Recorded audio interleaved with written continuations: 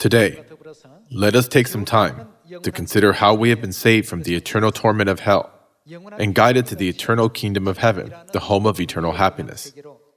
Through this sermon, let us give thanks to Father and Mother for their abundant grace. People often speak about heaven and hell. It is common for people to think, you can go to heaven when you do good deeds, and go to hell when you do bad deeds. How can we discern between what are good deeds and what are bad deeds? Let us take a look at Matthew chapter 7, verse 21. Not everyone who says to me, Lord, Lord, will enter the kingdom of heaven, but only he who does the will of my Father who is in heaven. Let us continue with verse 22. Many will say to me on that day, Lord, Lord, did we not prophesy in your name, and in your name drive out demons, and perform many miracles? Then I will tell them plainly, I never knew you. Away from me, you evildoers. When we look at the verse, away from me, you evildoers, we can understand the characteristics of an evildoer are that they are not acting in accordance with God's will. To put it simply, not doing God's will is equivalent to committing bad deeds. However, obeying and carrying out exactly what is God's will are good deeds.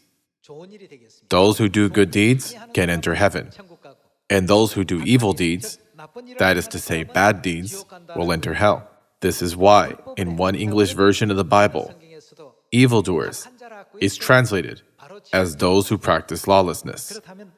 If we no longer exist after living in this world, then there is no purpose for us to have hope or faith in anything else in our life.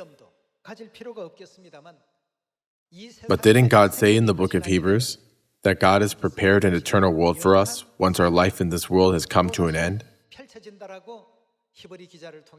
From the book of Genesis to the book of Revelation, God has given us many teachings. All these teachings have been given to us so that we can be redeemed from hell.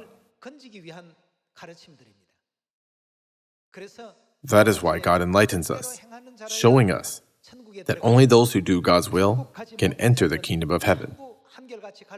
Yet those who cannot enter heaven have no other choice but to go to the eternal fire of hell.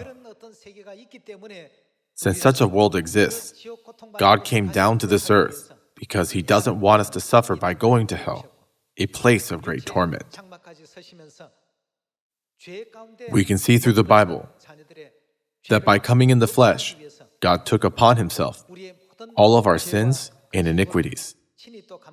It was this that caused Him to be crucified, so that He could forgive the sins of His children who are living surrounded by sin. Then shouldn't we also join in the work of saving the world by letting people know about God's holy teachings so that the whole world can be freed from their bondage of sin? Let us be the ones who lead the whole world to be purified by God's words of life. By this, let me conclude the sermon. Thank you very much.